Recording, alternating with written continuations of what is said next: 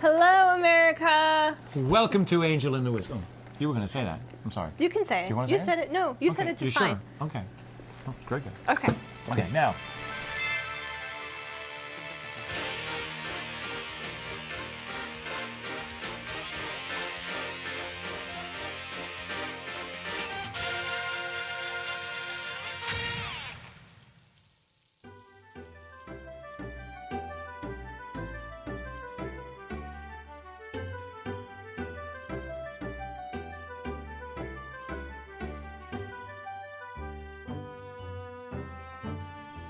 Before we move along with this week's talk about, and I have two topics I haven't told her about yet. Oh, great. We'll see how she does.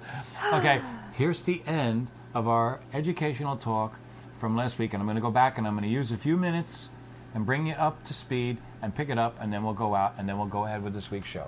Okay, good. Now, this week we've got to do, and even you, we admit there's a problem. Mm-hmm.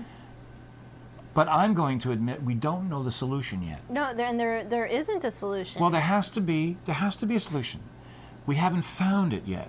Okay, and the reason I say there has to be a solution is because you and I would both know good teachers and bad teachers when and if we saw them. Mm-hmm. Okay, so if we can tell, then there's got to be a way to tell.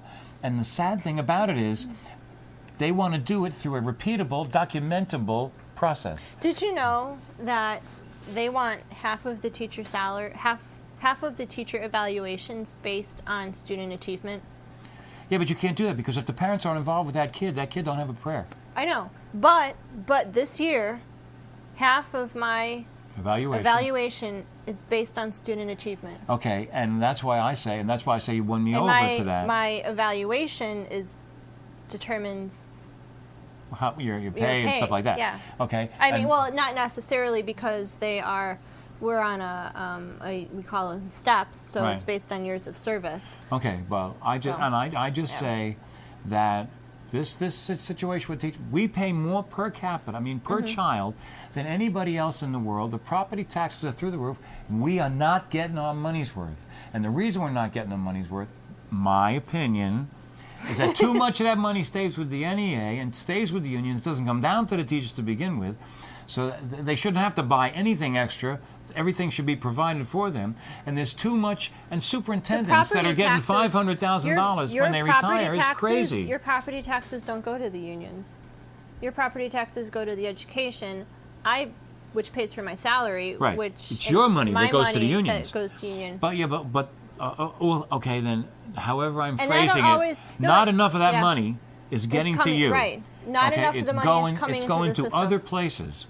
And what's happening in places like Florida. Do you want me to stop? No, go ahead. What's happening in places like Florida, where there is a larger population of older people that don't have children in schools, right. is they're voting against property tax increase and things like that. We're having budget deficits, and we don't want to raise property taxes, which are paying for fundamental community services such as education and police and fire services. So you don't want that protection. You don't want to make the future a better place because you want to hold on to your money. And I get part of that. I wouldn't want my property taxes raised. No. They're high But enough. my property taxes and your property taxes are paying for my salary and another teacher's salary and another teacher's salary and another teacher's salary and another teacher's salary. And at some point we got to... And paying to keep the school open. And at some point we have to talk about... And people are still having babies and kids are still going to have to go to school.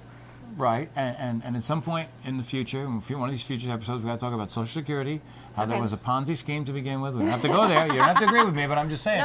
When you look at the age you were supposed to pay and the age that you retired, dying, Okay, so I wanted to just finish that up because I've looked down too late, and even though she's seen us go way over time, she was being polite. I was enjoying the conversation. Yes, so was I, but we have time limits and people don't understand. I don't know if Dave could even follow from last week, but that's too bad. It's too late. Probably. Okay, so now, I want to talk about, one of the things I would like to talk about this week is goals. And you, because you were very, very illustrative. And I think you have a tremendous message for young girls about goals. And I have goals too. I want to talk about goals too because I have goals. Hey, listen, well, I've been singing all of my life. When I was a little kid, I knew I was going to be a star and a millionaire by the time I was, 19, 20, something like that, okay? And so when we get to that part, I mean, I'm ready to go. But someone told me you like cats. I do. You have cats. I have 5 of them. You do? Mm-hmm. Wow. But what? One of them is named Gandalf. You're kidding me. Ah, impeccable taste. How did you know you was going to meet the real Gandalf someday? I don't He know. asked. Should I show you I have a New York City, driver's license and all that stuff. You told me about it. I haven't seen it. You haven't? I will show it to you. You'll have to show it to me later. I promise you I will. Okay. Oh, in the future weeks I had to. I have a song called "Stumble Under" about suicide, anti-suicide song, and so one of these weeks I want to play the song and talk about suicide, because I think suicide is an unacceptable alternative to things not going right. And when you're an artist like me, you used to go through suicide thoughts. I don't know what time is it? Part of. That everybody goes through them. I think everybody goes through them. Well, I think some people don't have the mental capacity to logically reason themselves out of it. Right. Well, and when you're an artist, you go through it periodically. Like a couple times a day. I mean, it's not quite that bad, but So anyway, so now, no. So a reason I wanted to talk about goals was because when we were talking the other day, we started to talk about goals, and having them, and then either not attaining them or changing them, and the impact that has on you. And I'll open with and then so this is my bid, okay. And that was, I really believed I am now 62 years old. Okay, I should probably be in mothballs someplace. Okay. They smell funny. They do. Thank you so much. You're welcome. Oh, jeez. Okay. But I thought I was going to be a rock star. I mean, I believed it. I had talent and all that, whatever I had. I had all that stuff, and I could see the impact that I had on people and all of this other stuff. But it didn't happen. And I am still trying. I mean, I should probably be certified, and put someplace, one of those rooms, But I just can't stop singing and writing and stuff like that. I don't do it like I used to. I used to do it a lot more. Okay? But when it didn't happen, and the short version of my particular story was that I didn't want to be. I was signed to some folks that I don't think I appreciated. Okay. Okay. And I wanted to get away, and I was scared. I didn't know what to do. So I really went from singing to television, and then that's when The Wizard was born and all of this stuff. So I kind of had to give up that dream, okay, of having a hit record and doing all that stuff. I don't know if I really have.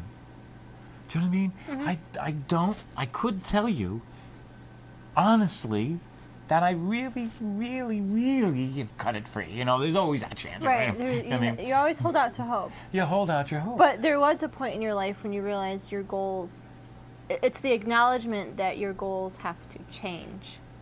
Yeah. And that I had no control over it. I mean, it was just, and you know what was really a shocker? This was the shocker, like you were talking to me about, was like, I realized now here I am. I was in New York. New York City was right there. I was on Long Island. The whole show business world was 30 miles away. I could get in touch with anybody at any time. But I'm like, all of a sudden I'm in Florida. It's 40 years later, and I don't know anybody anymore. I don't have people I can call anymore. I wouldn't know where to start. Right. And it was, I mean, I'm not saying it was agonizing reappraisal, but what it was I had to accept that fact. Wow. It's not the way it was. It really has changed now. If anything happens like that, it's going to give from God or whatever you want to say. But that was, so in my small way, I had to kind of accept that it just wasn't there, Mm-hmm.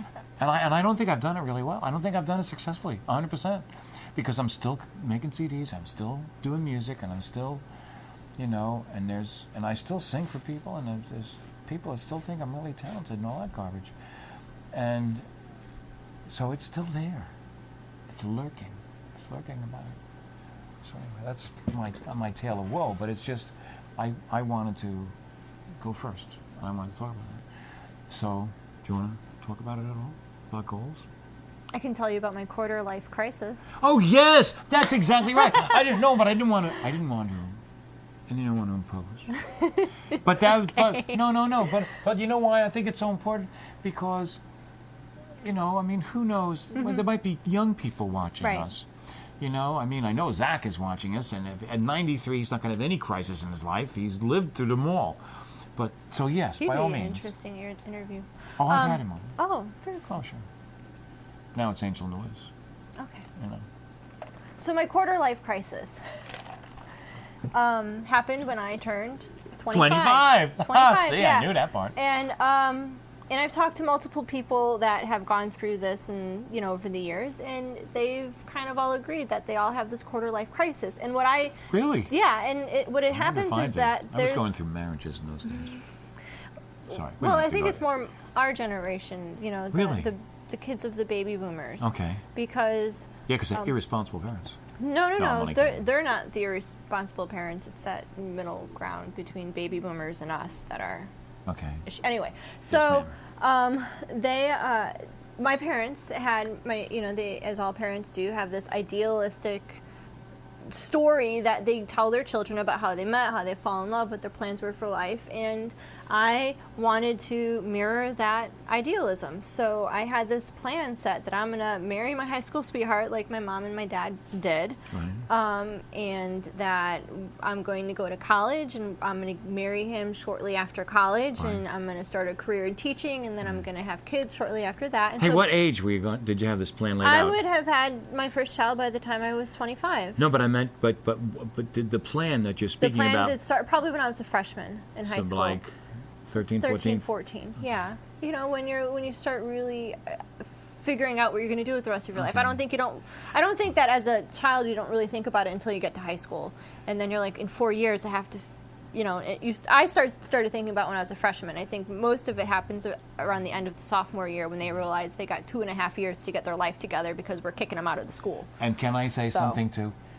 I hope that you're listening to this, girls, because boys, when they start planning this out, about 4 years after high school. Okay, what I mean? You girls, you're so far ahead of us. We are. At that age, especially. Yes. That's what I'm saying. Look at how many you had 10 years in front of you laid out. Then the guys that are walking down the same hall with you, don't know what the hell's happening next week. Right. Okay, I'm sorry. So I turned 25, and it wasn't there. You hadn't gotten married going to college? I was still single. Okay. I had just gotten into college. I just started I was 2 years into teaching. Okay.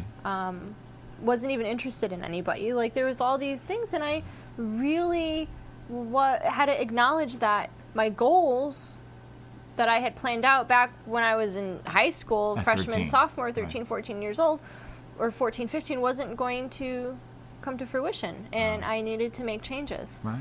And it's that acknowledgement that's probably what causes most depression. Right. And then making that change, those needed changes, is the hardest thing to do. Right. Because you're lost. I really was, probably from 25 to 27, I was kind of lost. People asked me what I wanted to do with the rest of my life, and I had no idea. Wow. I was just going through the motions of my days because I didn't really know what to do. Right.